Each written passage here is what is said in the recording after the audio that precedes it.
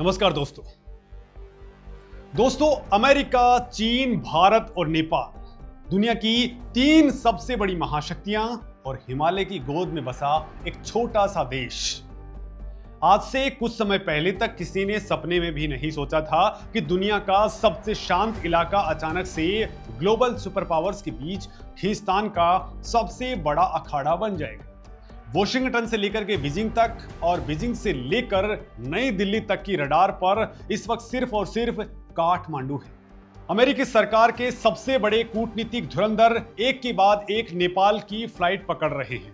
चीन की सेना और खुफिया एजेंसियां भयंकर अलर्ट मोड में आ चुकी हैं। उनकी रातों की नींद हराम हो चुकी है और इन सबके बीच नया भारत पूरी खामोशी और आक्रामकता के साथ में अपनी चालें चल रहा है ताकि अपने पड़ोसी को इस महाविनाशकारी जाल से सुरक्षित बाहर निकाल सके। दुनिया को लग रहा है कि नेपाल में सिर्फ एक नई सरकार काम कर रही है, लेकिन बर्फ के नीचे सबसे खौफनाक और सीक्रेट भू राजनीतिक खेल खेला जा रहा है। अब सवाल यह उठता है कि आखिर अमेरिका नेपाल में इतनी तेजी से अपने बड़े बड़े अधिकारियों को क्यों भेज रहा है?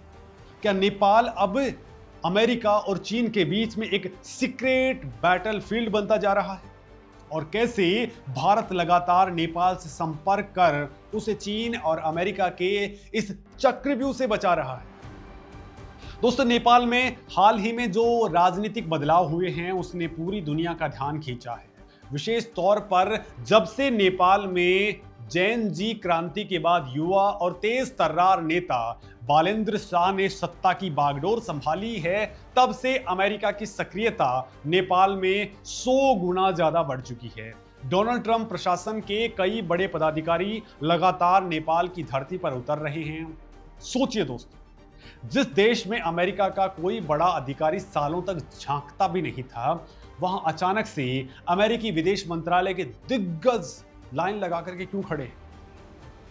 भारत में अमेरिका के राजदूत और दक्षिण तथा पश्चिम एशिया मामलों के विशेष दूत सर्गियो गौर ने हाल ही के अंदर काठमांडू का दौरा किया था। और दोस्तों, उससे ठीक पहले 20 अप्रैल को समीर पॉल नाम के एक और बड़े रणनीतिकार नेपाल पहुंचे थे और राष्ट्रीय स्वतंत्रता पार्टी के अध्यक्ष रवि लामिछाने से बंद कमरे में लंबी मुलाकात की थी। लेकिन अब जो कुछ होने जा रहा है उसने चीन के पसीने छुड़ा दिए हैं। अमेरिका की अब तक की सबसे बड़ी और ताकतवर पदाधिकारी US under secretary of state for public diplomacy सारा बी रोजर्स 3 दिन के नेपाल दौरे पर आ रही हैं। यह कोई सामान्य कूटनीतिक दौरा नहीं है। नेपाली विदेश मंत्रालय ने अपने गृह मंत्रालय को इस हाई प्रोफाइल विजिट को लेकर के विशेष अलर्ट जारी कर दिया है। आखिर ऐसा क्या है जो अमेरिका नेपाल की धरती पर तलाश कर रहा है? क्या अमेरिका नेपाल को चीन के खिलाफ अपना एक नया रणनीतिक मोर्चा बनाना चाहता है? तो इसका जवाब हाँ में है और इसकी जड़ें माउंट एवरेस्ट की बर्फीली चोटियों तक जाती है। दोस्तों, इन सबके बीच सबसे ज्यादा जो चौंकाने वाली बात है वो ये है कि नेपाल के प्रधानमंत्री बालेंद्र शाह का रवैया।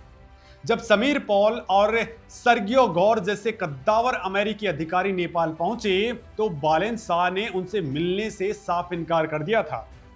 तो आखिर बालेंद्र शाह ने अमेरिकी अधिकारियों से मिलने से दूरी क्यों बनाई?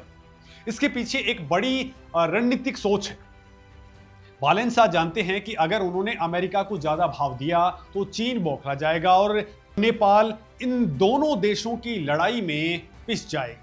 बालेंद्र शाह एक स्वतंत्र और संप्रभु नेपाल की नीति पर चल रहे हैं। उन्हें पता है कि अमेरिका कोई सगा नहीं है, वो सिर्फ अपने फायदे के लिए नेपाल की धरती का इस्तेमाल करना चाहता है। सारा बी रोजर्स के दौरे के समय भी ये रहस्य बना हुआ है कि बालेंद्र शाह उनसे मुलाकात करेंगे या फिर नहीं। नेपाल का ये रुख अमेरिका के लिए एक बहुत बड़ा झटका है, क्योंकि वॉशिंगटन को उम्मीद थी कि नई सरकार उनके इशारों पर नाचेगी, लेकिन नेपाल ने क्लियर कर दिया है कि वो किसी का मोहरा नहीं बनेगा।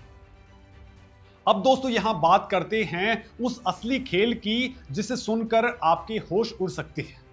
अमेरिका और चीन के बीच इस वक्त दुनिया की सबसे ऊंची चोटी माउंट एवरेस्ट को लेकर के एक भयानक और खामोश युद्ध चल रहा है। साराबी रोजर्स के दौरे का मुख्य कारण भी माउंट एवरेस्ट पर होने वाला एक बहुत बड़ा प्रोग्राम है, जिसमें वो चीफ गेस्ट के तौर पर शामिल होने वाली है। लेकिन इसके पीछे की कहानी कुछ और ही है। हाल ही में जब अमेरिकी दूत सर्गियो गौर नेपाल आए थे, तो अमेरिका ने माउंट एवरेस्ट पर अपने बेहद शक्तिशाली और एडवांस ड्रोन एल्टा एक्स जेन 2 को टेस्ट करने की पूरी तैयारी कर ली थी। दुनिया को यह बताया गया कि ये ड्रोन पर्वतारोहियों के लिए ऑक्सीजन सिलेंडर और खाने की सप्लाई करेगा। लेकिन जरा दिमाग लगाइए, क्या अमेरिका सिर्फ ऑक्सीजन और खाना पहुंचाने के लिए अपने इतने हाईटेक और महंगे सैन्य स्तर के ड्रोन को माउंट एवरेस्ट पर टेस्ट कराएगा? क्या ऑक्सीजन और खाने की सप्लाई सिर्फ बहाना था, या इसके पीछे खेल कुछ और ही है? तो वास्तविकता दोस्तों यही है, ये सिर्फ एक छलावा था।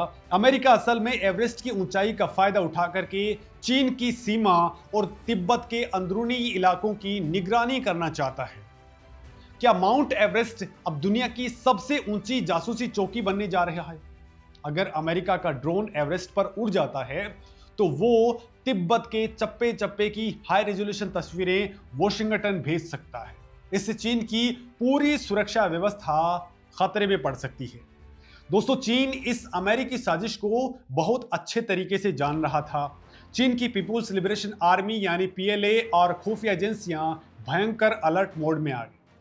दोस्तों, आपको बता दूं कि चीन का अपना खुद का DJI फ्लाई कार्ड 30 साल 2024 में ही एवरेस्ट पर खाना और ऑक्सीजन पहुंचा चुका है।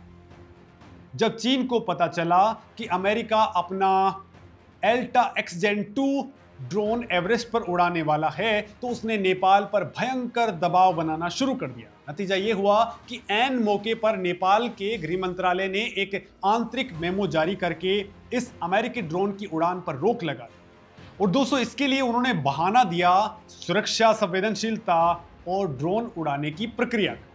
लेकिन कूटनीति के गलियारों में हर कोई जानता है कि क्या चीन के दबाव में नेपाल ने अमेरिकी ड्रोन को आखिरी समय पर रोक दिया है? तो इसका जवाब हाँ है। अमेरिका का पूरा दल एवरेस्ट के पास से खाली हाथ और मायूस लौट गया। चीन ने इस बार तो अमेरिका को रोक लिया, लेकिन क्या नेपाल की जमीन पर अब चीन और अमेरिका की ये छिपी हुई जंग रुकने वाली है? तो ऐसा बिल्कुल भी नहीं है। यह सिर्फ एक शुरुआत है।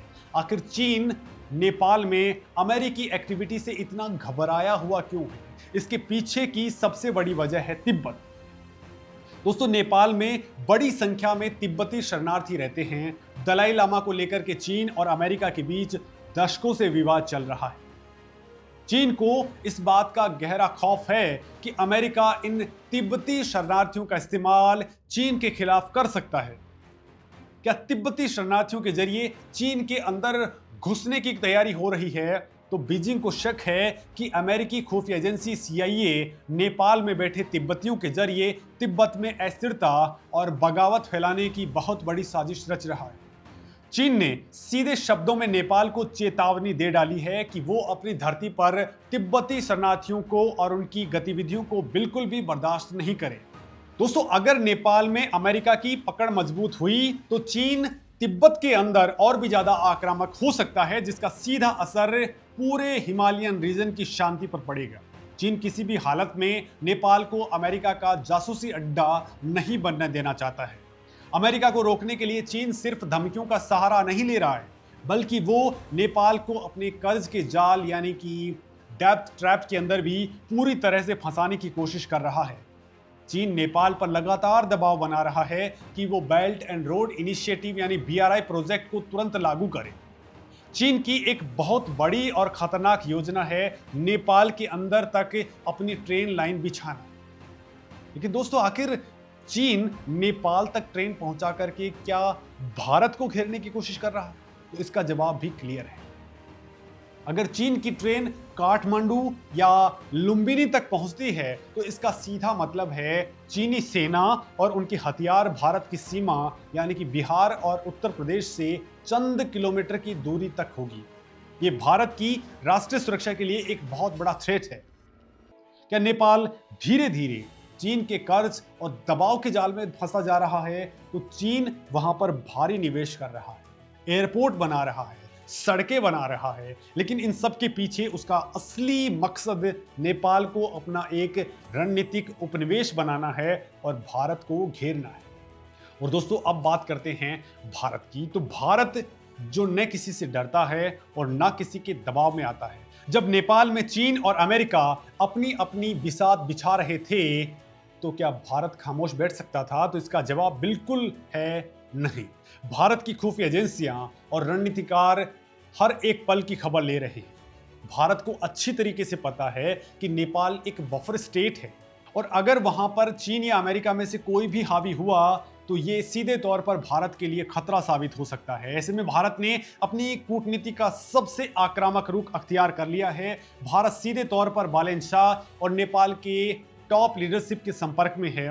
भारत नेपाल को समझा रहा है कि अमेरिका का साथ देना उसे सीरिया या अफगानिस्तान का मैदान बना सकता है और चीन का साथ देना उसे श्रीलंका की तरह दिवालिया बना सकता है। भारत नेपाल को चीन और अमेरिका के इस चक्रव्यूह से बचाने के लिए एक बिग ब्रदर की भूमिका निभा रहा है। भारत ने नेपाल के साथ में अपने सांस्कृतिक, धार्मिक और आर्थिक संबंधों को और ज्यादा मजबूत करना शुरू कर दिया है। नई दिल्ली से लगातार कूटनीतिक चैनल्स खुले हुए हैं। भारत लगातार सुनिश्चित कर रहा है कि बालेन शाह किसी भी विदेशी दबाव में आकर के नेपाल की संप्रभुता के साथ में समझौता ना कर दे। भारत की इस खामोश और अचूक चाणक्य नीति के कारण आज नेपाल न तो पूरी तरह से अमेरिका के पाले में जा पा रहा है और ना ही चीन के सामने घुटने टेक रहा है। भारत ने बिना शोर मचाए चीन के BRI प्रोजेक्ट को नेपाल में धीमा कर दिया है और अमेरिका के ड्रोन टेस्ट को रुकवाने में भी अप्रत्यक्ष तौर पर एक बड़ी भूमिका निभाई है। दोस्तों, आज नेपाल पूरी तरह से भारत, चीन और अमेरिका के बीच दुनिया का सबसे बड़ा भू राजनीतिक अखाड़ा बन चुका है। एवरेस्ट की बर्फ के नीचे एक बहुत बड़ा वैश्विक खेल चल रहा है। एक तरफ अमेरिका की हाईटेक जासूसी की मंशा है, दूसरी तरफ चीन का विस्तारवादी और कर्ज का जाल है और तीसरी तरफ भारत की वो अडिग चाल है जो अपने पड़ोसी को बर्बाद होने से बचा रही है। दोस्तों, जैसे जैसे समय आगे बढ़ेगा ये जंग और भी ज्यादा खौफनाक और तेज हो जाएगी।